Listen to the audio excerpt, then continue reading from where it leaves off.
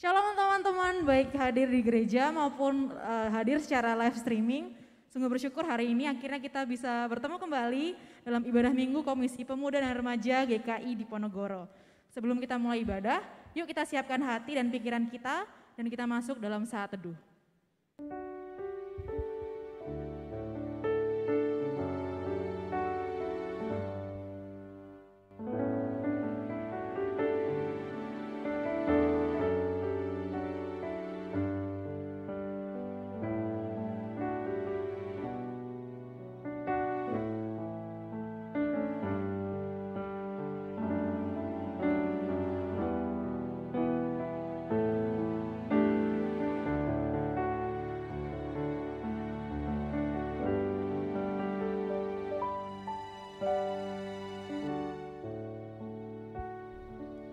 Teman-teman, kita mengucapkan syukur kepada Tuhan atas segala penyertaan dan pelindungannya di sepanjang hidup kita.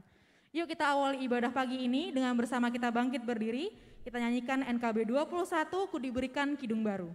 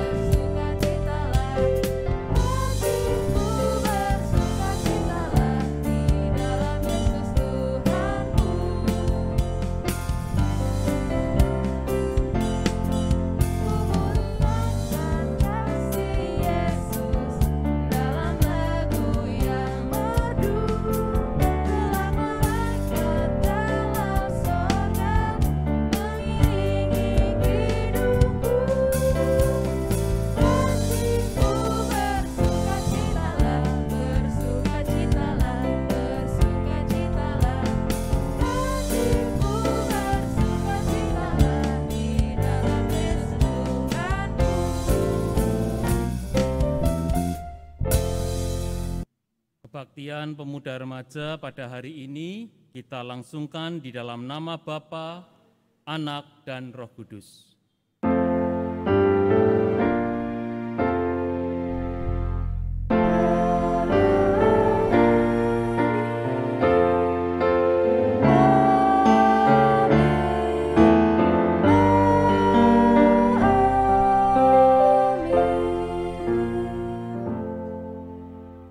Kasih Allah Bapa dan persekutuan dengan Roh Kudus menyertai saudara sekalian. Dan menyertai saudara juga. Teman-teman, seminggu ini sengaja atau enggak, pasti ada hati teman atau keluarga yang kita sakiti. Apalagi dengan pandemi yang enggak selesai-selesai, ada banyak rencana dan keinginan yang enggak bisa kita realisasikan, ada banyak penyesuaian yang harus kita lakukan, dan tentu ada banyak kehilangan yang kita alami, dan gak cukup waktu dan ruang untuk memproses itu semua. Mungkin kita gak maksud untuk menyakiti orang lain, tapi gak bisa dipungkiri, kadang-kadang segala perasaan frustrasi dan stres ini bikin kita jadi orang yang ngeselin tanpa kita sadari. Teman-teman, yuk kita bersatu dalam doa. Tuhan, terima kasih atas kehidupan yang masih Engkau berikan buat masing-masing dari kami. Kadang kami mempertanyakan apakah kami masih layak untuk datang ke hadapan-Mu untuk meminta ampun saat hidup kami gak pernah bisa lepas dari dosa. Tuhan, dengan semua orang dan hati yang telah kami sakiti setiap hari, gak akan mungkin kami dapat disebut sebagai anak terkasih-Mu jika tidak oleh anugerah pengampunan-Mu. Karenanya Tuhan, bantu kami untuk bisa menyerahkan tiap langkah kami di tangan-Mu, bukan mengandalkan kekuatan kami sendiri. Pimpin kami agar dapat berjalan di jalan-Mu. Ingatkan kami jika arah kami sudah mulai melenceng Tuhan, dan genggam tangan kami di sepanjang jalan hidup ini. Terima kasih Tuhan, amin. Teman-teman, berita anugerah bagi kita semua hari ini diambil dari Roma 8 ayat 28 yang berbunyi, kita tahu sekarang bahwa Allah turut bekerja dalam segala sesuatu untuk mendatangkan kebaikan bagi mereka yang mengasihi Dia, yaitu bagi mereka yang terpanggil sesuai dengan rencana Allah. Demikianlah berita anugerah dari Tuhan. Syukur kepada Allah. Yuk kita bersama-sama nyanyikan Tuhan Yesus Sahabatku.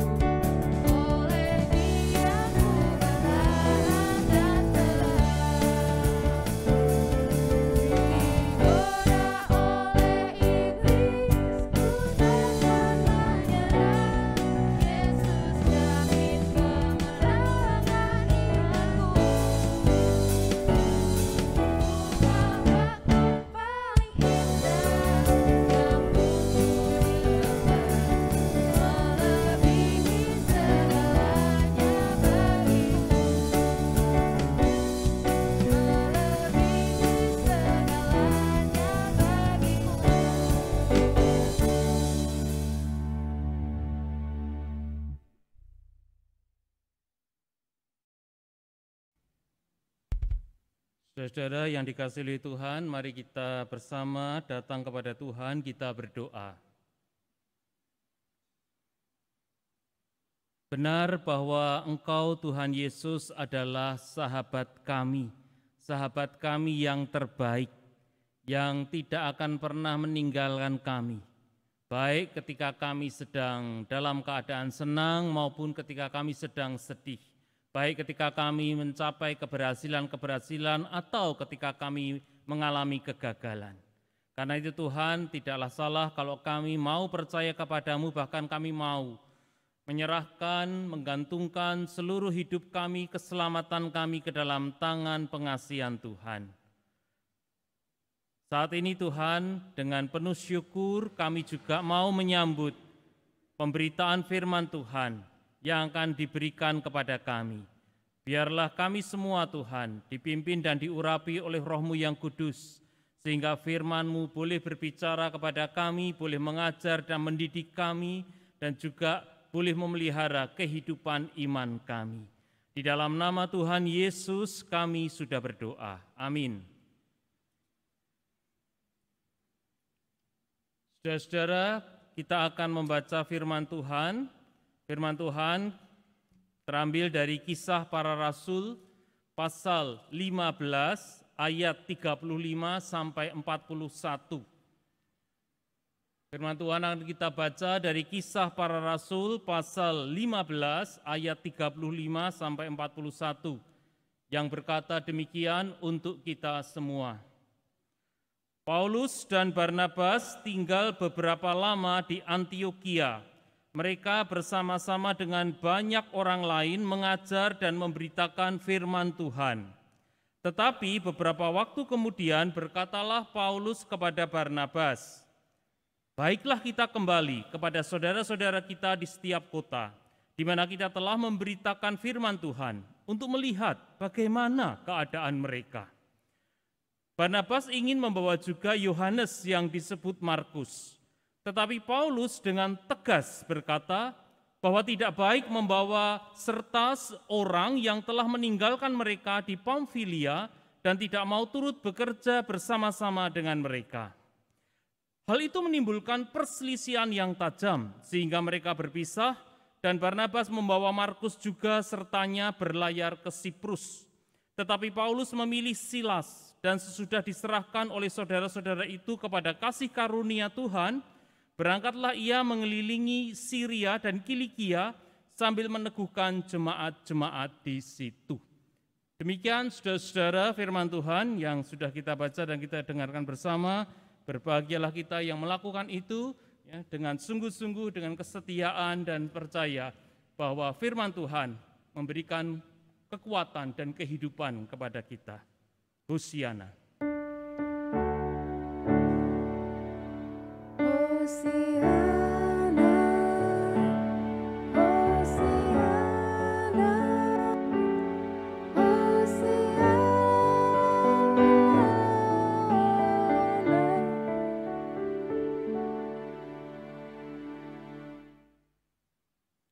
Saudara, para pemuda remaja yang saya kasihi, hari ini tema adalah pemberitaan firman Tuhan, yaitu Sobat Ambyar. Bisa ditayangkan slide-nya, Sobat Ambyar.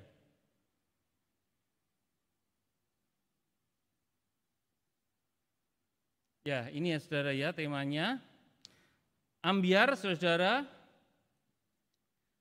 itu menurut Kamus Besar Bahasa Indonesia itu artinya bercerai-berai, berpisah-pisah, tidak terkonsentrasi lagi. Itu arti kata ambyar. Nah, tema Sobat Ambyar dalam Kisah Para Rasul 15 ayat 35 sampai 41 itu sebetulnya menunjuk kepada hubungan, saudara. Hubungan antara Barnabas, Markus dengan Paulus. Jadi begini saudara, kita harus sedikit kilas balik. Awalnya mereka bertiga, yaitu Barnabas, Markus, dan Paulus, itu melakukan pemberitaan Injil. Ya, di dalam Kisah Para Rasul 12 ayat 25, di situ dikatakan demikian, Barnabas dan Saulus kembali dari Yerusalem, dan setelah mereka menyelesaikan tugas pelayanan mereka, mereka membawa Yohanes yang disebut juga Markus. Tetapi kemudian di dalam Kisah Para Rasul 13 ayat 13, di situ disebutkan bahwa Markus meninggalkan Paulus dan Barnabas dan kembali ke Yerusalem. Lalu Paulus dan kawan-kawannya meninggalkan Pafos dan berlayar ke Perga di Pamfilia, tetapi Yohanes meninggalkan mereka lalu kembali ke Yerusalem. Memang Alkitab tidak memberikan penjelasan alasan kenapa Markus ini meninggalkan Paulus dan Barnabas. Apakah karena Markus tidak tahan dengan kesulitan, dengan tantangan yang mereka hadapi di dalam melakukan PI? Atau apakah karena Markus sudah mulai rindu dengan kampung halamannya, rindu dengan orang tuanya, atau kalau dia misalnya sudah punya kekasih, jangan-jangan dia mulai rindu dengan kekasihnya? Ini Alkitab tidak memberi kita penjelasan, kita tidak pernah tahu. Yang jelas Markus memang meninggalkan Paulus dan Barnabas dan pulang ke Yerusalem. Jadi keambiaran saudara terjadi ketika Paulus mengajak Barnabas melawat jemaat-jemaat yang telah menerima pemberitaan Injil, sebagaimana yang tadi ada di dalam bacaan kita. Paulus mengajak Barnabas, baiklah kita kembali kepada saudara-saudara kita di setiap kota, di mana kita telah memberitakan firman Tuhan untuk melihat bagaimana keadaan mereka. Ini sebuah ajakan yang baik sekali. Ya, mereka sudah memberitakan Injil dan sekarang mereka ingin tahu perkembangan ya, dari orang-orang yang telah menerima pelayanan ini. Apakah ada pertumbuhan ataukah mereka mulai menghadapi persoalan baru? Paulus mengajak Barnabas untuk melawat mereka.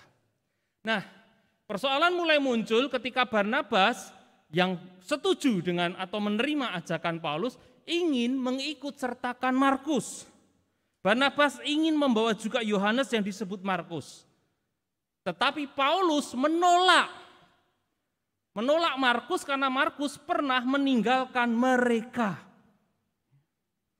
Paulus dikatakan di sini dengan tegas berkata, tidak baik membawa serta orang yang telah meninggalkan mereka di Pamfilia dan tidak mau turut bekerja bersama-sama dengan mereka. Dan jadi saudara, perbedaan sikap inilah yang membawa mereka akhirnya kepada sebuah perselisihan. Ya.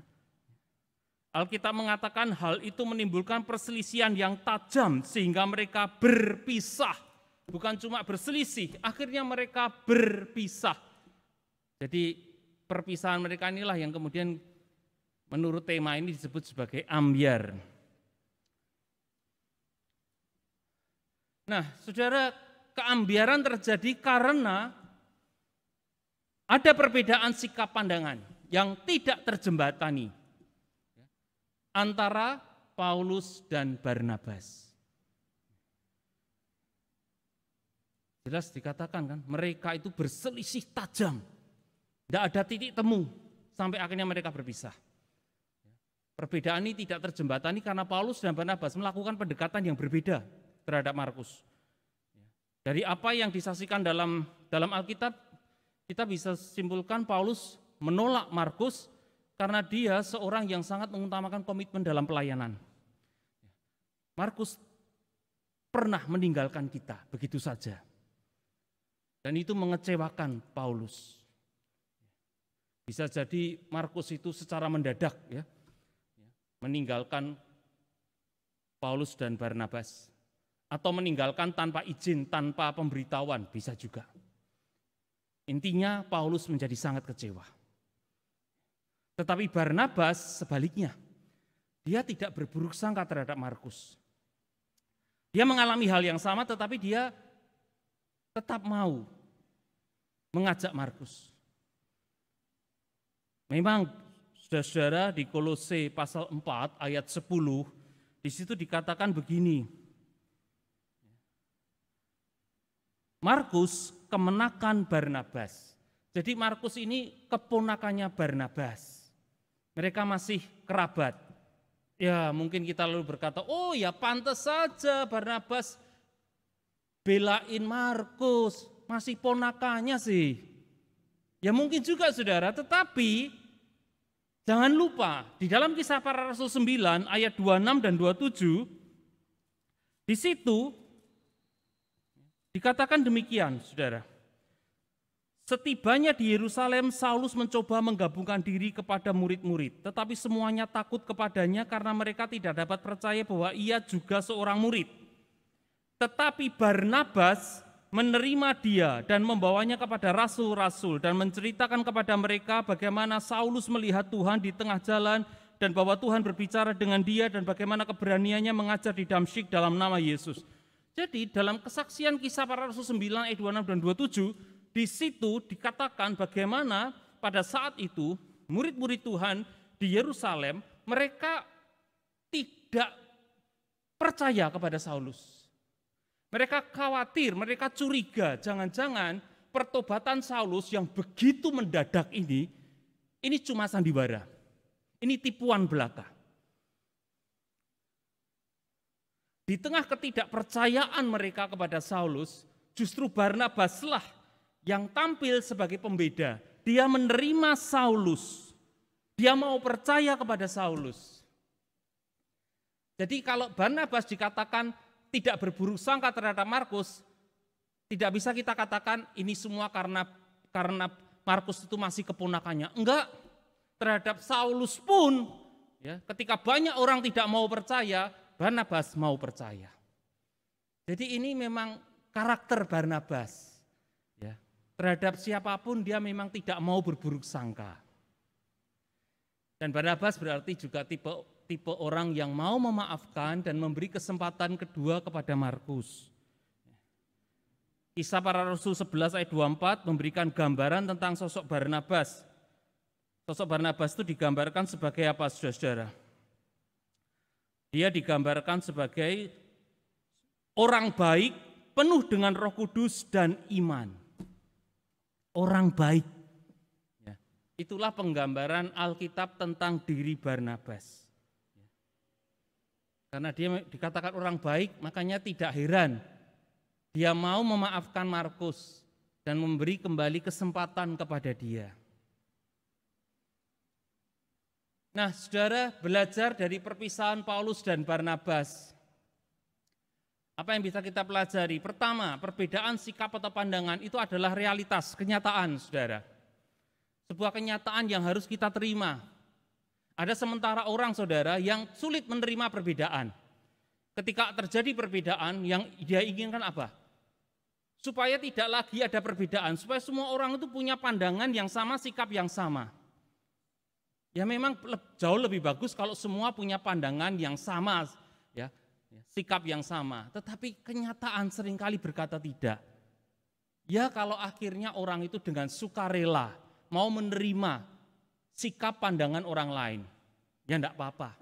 Tapi kalau akhirnya terpaksa dan dipaksa, ini jelas akan berdampak tidak baik. Jadi perbedaan adalah kenyataan, realitas. Kita sering berbeda pandangan dengan, jangankan dengan sahabat, dengan orang tua, ya, saudara dengan orang tua, dengan papa dan mama, pastilah tidak selalu sama pandangan pendapatnya. Suatu kali bisa berbeda. Jadi peristiwa Paulus dan Barnabas berpisah ini menegaskan bahwa perbedaan itu adalah kenyataan. Tetapi yang lebih penting adalah perbedaan tidak menghentikan misi PI mereka. Ini yang penting. Mereka memang bisa berbeda pandangan ya terhadap Markus, tetapi Paulus dan Barnabas tidak kemudian berhenti melaksanakan pemberitaan Injil. Mereka terus melakukan pemberitaan Injil. Mereka tidak menghentikan pelayanan mereka kepada Tuhan. Ya, perbedaan ini terjadi di antara Paulus dan Barnabas. Tidak ada kaitannya dengan Tuhan. Jadi pelayanan mereka kepada Tuhan tetap dan terus berlanjut. Dan yang juga tidak kalah menarik adalah perbedaan itu tidak berdampak ke ranah relasi pribadi. Paulus tidak kemudian membenci Barnabas, demikian juga sebaliknya. Paulus tidak kemudian memusuhi Barnabas, demikian juga sebaliknya. Paulus tidak kemudian menjelek-jelekan Barnabas, demikian juga sebaliknya. Sementara orang, saudara, kalau sudah berbeda sikap, berbeda pandangan, itu akhirnya malah merembet sampai ke apa? Ke hubungan pribadi, menjadi tidak senang, menjadi benci, dan tidak segan-segan menjelek-jelekan orang yang berbeda sikap pandangan dengan dia itu kepada orang lain. Ini sesuatu yang tidak baik dan ini sesuatu yang tidak benar.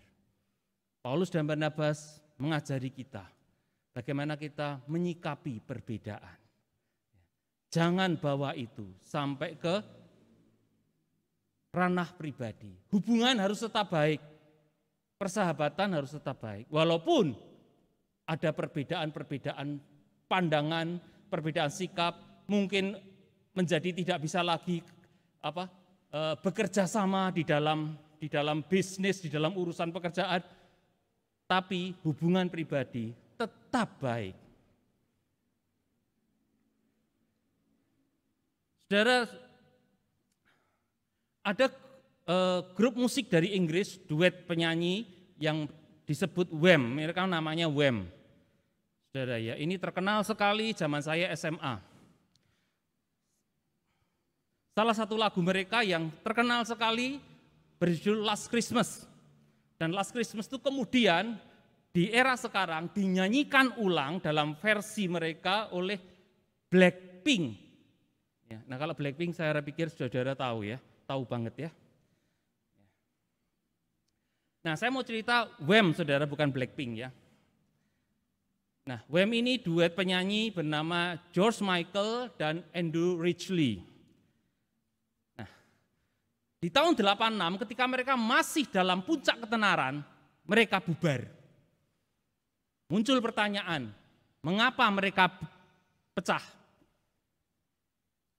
Nah disinilah saudara akhirnya terungkap kenapa mereka pecah ketika mereka di puncak ketenaran di tahun 86. Ternyata di situ disebutkan bahwa George Michael memang memutuskan untuk keluar, keluar dari WEM ini. Mengapa? Karena dia punya keinginan kuat, dia punya hasrat untuk menghasilkan lagu-lagu yang lebih dewasa gitulah. Untuk penggemar-penggemar yang juga usia lebih tua. Jadi dia tidak mau lagi membuat lagu, menyanyikan lagu untuk konsumsi remaja saja. Tidak, dia ingin menjangkau orang-orang dewasa dengan lagu-lagunya. Jadi itulah alasan kenapa WEM akhirnya bubar di tahun 86. Nah, yang baik itu di sini saudara ya. Apa yang disampaikan oleh Andrew Ridgeley. Ya, dia menulis sebuah buku berjudul WEM, George and Me. Nah, di situ saudara dia mengatakan begini. Perhatikan ya apa yang dia sampaikan. I was never jealous of my best friend, but I was envious of his talent. Saudara tahu ya perbedaannya jealous dan envious. Kalau diterjemahkan dalam bahasa Indonesia sebetulnya artinya sama, yaitu iri. Tapi dalam bahasa Inggris makna irinya beda banget saudara. Ya. Kalau jealous saudara, kita iri dengan seseorang. Iri karena kemampuan orang itu. Iri karena kualitas orang itu. Rasa iri kita tuh begini loh kira-kira. Kenapa kok dia yang berhasil? Kenapa dia kok yang sukses? Kenapa dia kok yang hebat? Mestinya saya dong. Mestinya saya yang hebat. Saya yang sukses, saya yang berhasil. Kenapa kok mesti dia? Jadi kita tidak ingin ya keberhasilan itu milik dia. Maunya milik saya. Dan itulah yang menimbulkan apa? Rasa apa? Tidak puas, tidak terima, marah dan akhirnya benci. Itu jealous saudara. Jadi pengertiannya negatif jealous itu. Sedangkan envious itu iri yang pengertiannya positif. Envious itu begini, saya juga pengen sukses seperti dia. Saya juga pengen berhasil seperti dia. Saya pengen punya kapasitas seperti dia. Jadi kita tahu ya. Jadi kita ingin seperti dia ya dalam keberhasilan. Artinya dia berhasil, saya juga pengen berhasil. Ya, dia hebat, saya juga pengen hebat.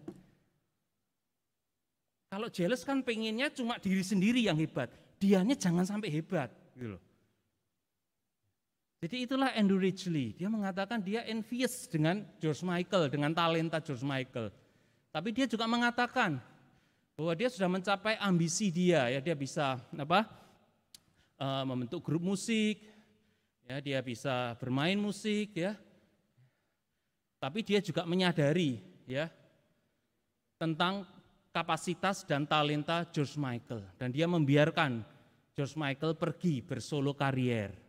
Dan menarik ya kalimat terakhir yang dia ucapkan, ya secara pribadi inilah persahabatan kami, akan bertahan dan kekal abadi.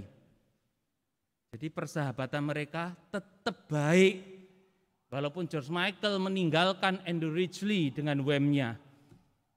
Persahabatan mereka tetap baik. George Michael, saudara, sudah meninggal dunia pada hari Natal di tahun 2016. Nah ini saudara ya, persahabatan yang baik. Walaupun mereka berpisah, tetapi mereka tidak ambyar saudara. Mereka tetap menjadi sahabat. Ya.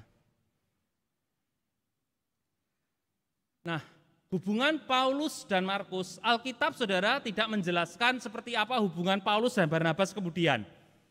Tidak dijelaskan, tetapi dijelaskan tentang hubungan Paulus dan Markus. Ternyata hubungan mereka tidak lagi ambyar di kemudian hari. Karena apa? Karena kalau kita lihat di dalam surat Rasul Paulus kepada jemaat Kolose pasal 4 ayat 10 dan 11. Di situ dituliskan demikian, salam kepada kamu dari Aristarkus, temanku sepenjara, dan dari Markus, kemenakan Barnabas. Tentang dia kamu telah menerima pesan, terimalah dia apabila dia datang kepadamu. Dan dari Yesus yang dinamai Yustus, hanya ketiga orang ini dari antara mereka yang bersunat yang menjadi temanku sekerja untuk kerajaan Allah. Mereka itu telah menjadi penghibur bagiku. 3 orang, salah satunya adalah Markus. Jadi Paulus dalam suratnya kepada jemaat di Kolose menyebut Markus sebagai teman sekerja untuk kerajaan Allah. Dia menyebut Markus telah menjadi penghibur baginya. Jadi sudah terjadi perubahan, saudara ya, dalam relasi antara Paulus dan Markus. Tidak lagi seperti dulu. Dan ini diperkuat di dalam surat 2 Timotius pasal 4 ayat 11. Di situ dikatakan demikian, hanya Lukas yang tinggal dengan aku Paulus.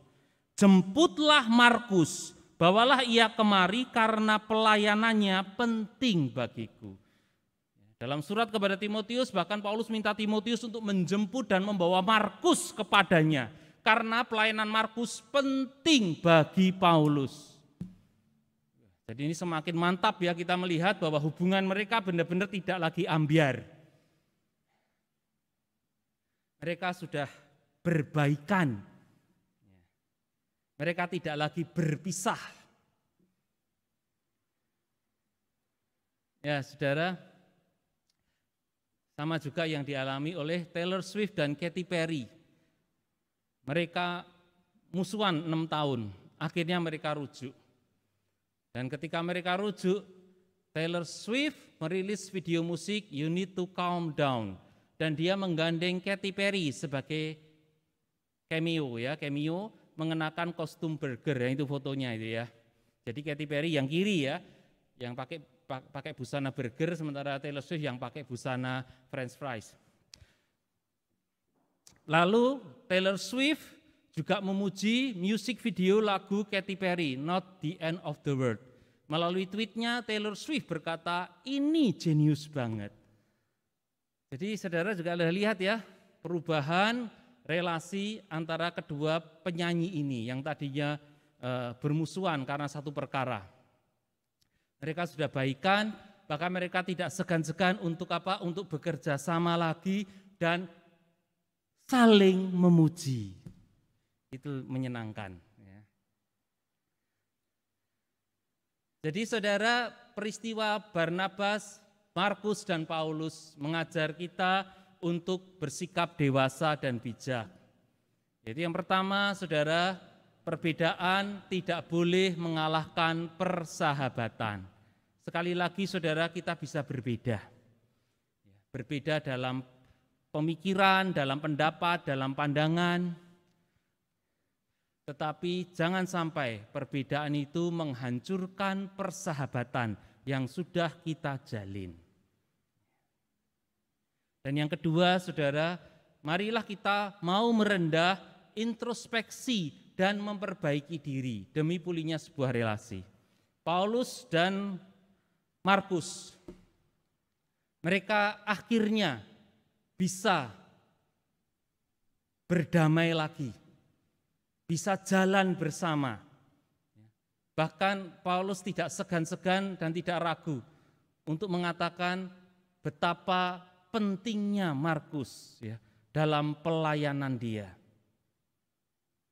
Ya, dari sini kita lihat baik Paulus dan Markus mereka semua sudah mau berubah, mau merendah, mau introspeksi, ya, mau memperbaiki diri. Dan akhirnya saudara, peristiwa Barnabas, Markus dan Paulus memberitahu kita bahwa happy ending itu selalu indah. Ya, kalau saudara nonton film, ya ngikuti cerita ini drama-drama, ya, saudara selalu inginkan pada akhirnya kisah ini berakhir bahagia, kan begitu. Kalau sad ending kan kita kecewa sering kayak, wah kok gini jadinya, waduh, ya ada rasa nggak puas. Tapi kalau happy ending, semua turut senang, semua bahagia. Peristiwa Barnabas, Markus dan Paulus berakhir bahagia saudara sebetulnya. Dan ini melegakan dan menyukakan hati kita semua. Marilah dalam hidup kita juga selalu ya memelihara ya, persekutuan kita, relasi kita, kerjasama kita.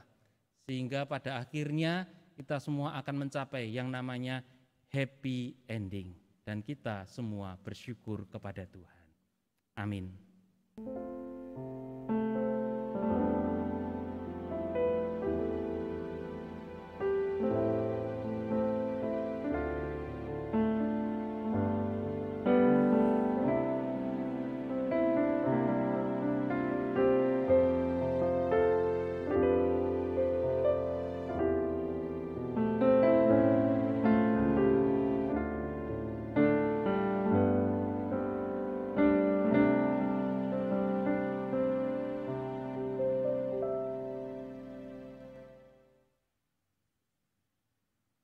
Rekan-rekan pemuda dan remaja, marilah dengan sikap sempurna bersama umat Allah di masa lalu, masa kini, dan masa depan, mengingat pengakuan pada baptisan kita menurut pengakuan iman rasuli demikian. Aku percaya kepada Allah, Bapa yang Maha Kuasa, Khalik langit dan bumi, dan kepada Yesus Kristus, Anaknya yang tunggal Tuhan kita, yang dikandung dari Roh Kudus, lahir dari anak darah Maria, yang menderita sengsara di bawah pemerintahan Pontius Pilatus, disalibkan, mati, dan dikuburkan. Turun ke dalam kerajaan maut, pada hari yang ketiga bangkit pula dari antara orang mati. Naik ke surga, duduk di sebelah kanan Allah, Bapa yang Maha Kuasa. Dan dari sana ia akan datang untuk menghakimi orang yang hidup dan yang mati. Aku percaya kepada Roh Kudus, gereja yang kudus dan am, persekutuan orang kudus, pengampunan dosa, kebangkitan orang mati, dan hidup yang kekal.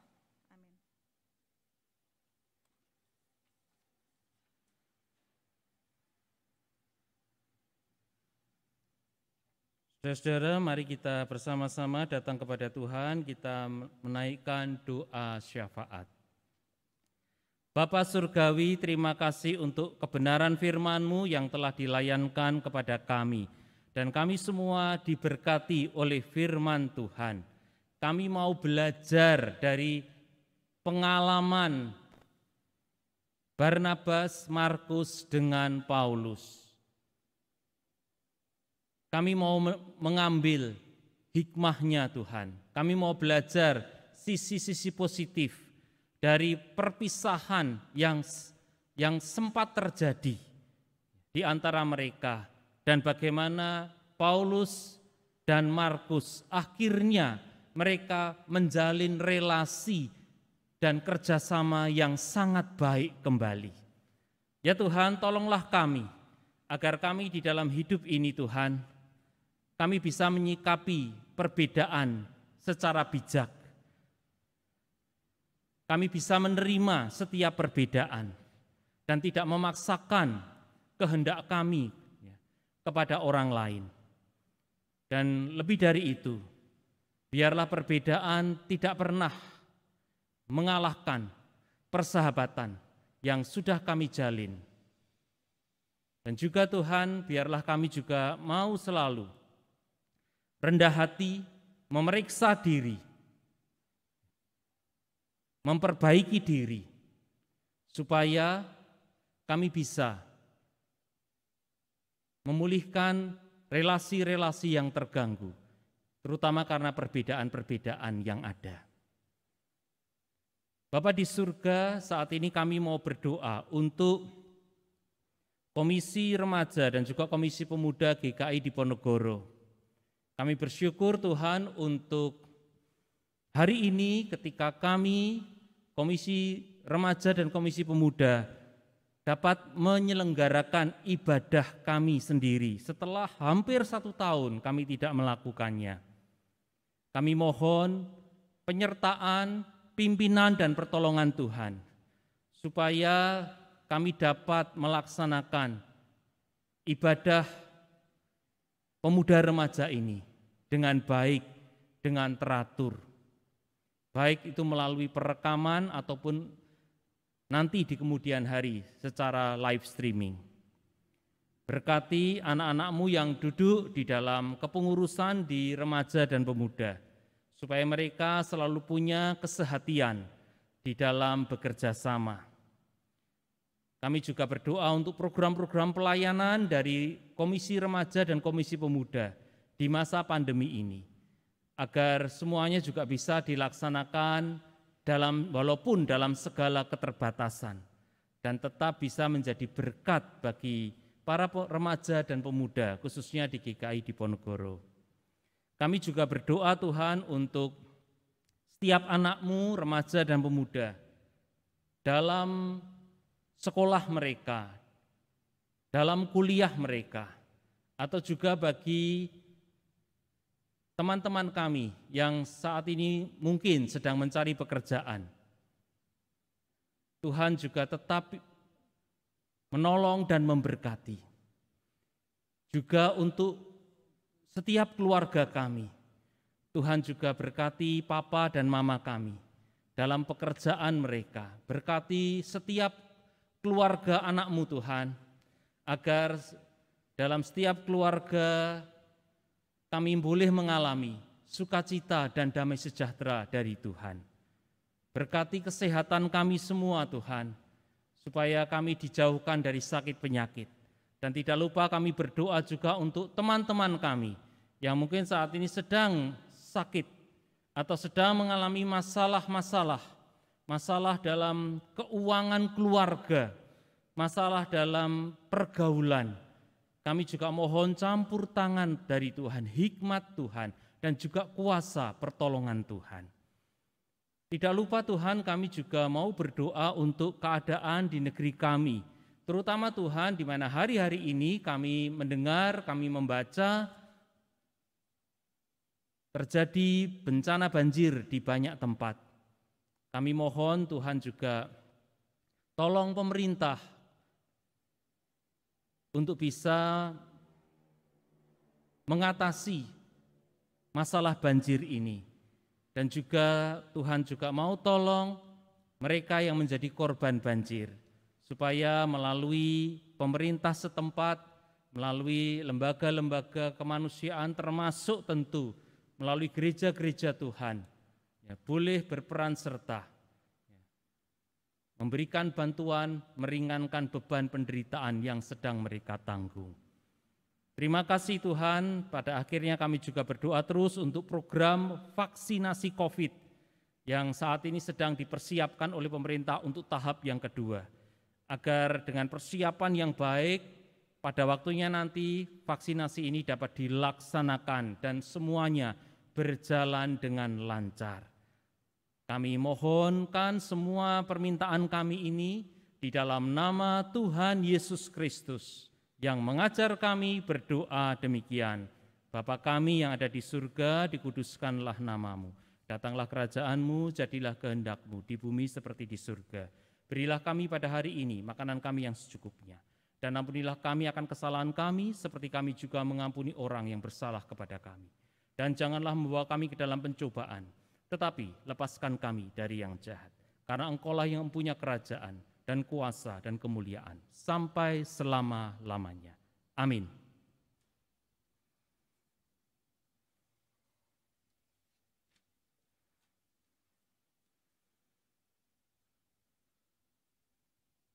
Teman-teman, kita sudah mendengarkan firman Tuhan. Kiranya bisa kita pahami sepenuh hati dan menuntun langkah kita setiap hari.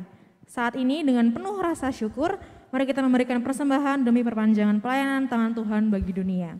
Teman-teman bisa memberikan persembahan dengan scan QR Code di layar.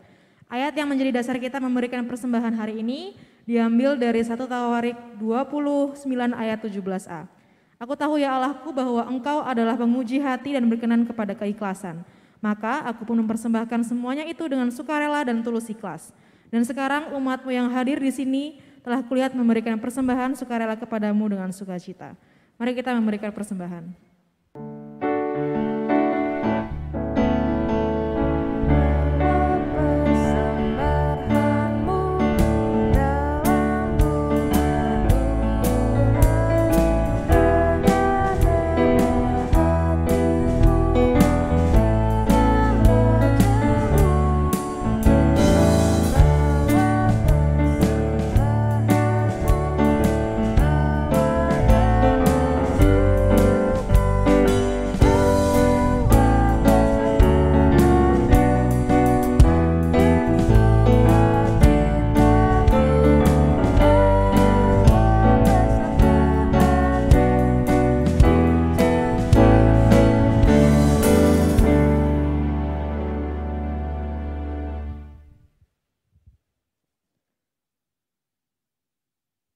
Teman-teman, mari bersama kita membawa persembahan kita dalam doa. Tuhan Yesus, terima kasih Tuhan atas semua berkat yang telah Engkau berikan dalam hidup kami. Kiranya kesempatan ini menjadi pengingat buat kami Tuhan akan segala anugerah yang telah Engkau berikan, baik buat kami maupun bagi keluarga kami Tuhan. Kiranya Engkau saja yang menyertai tangan-tangan yang akan mengelola persembahan ini, agar dapat digunakan dengan penuh kebijaksanaan Tuhan untuk melayani umat-Mu di dunia ini. Terima kasih Tuhan, dalam nama Tuhan Yesus kami berdoa. Amin. Teman-teman, mari kita menutup ibadah kita hari ini dengan penuh sukacita. Kita nyanyikan NKB 204 di dunia yang penuh cemar.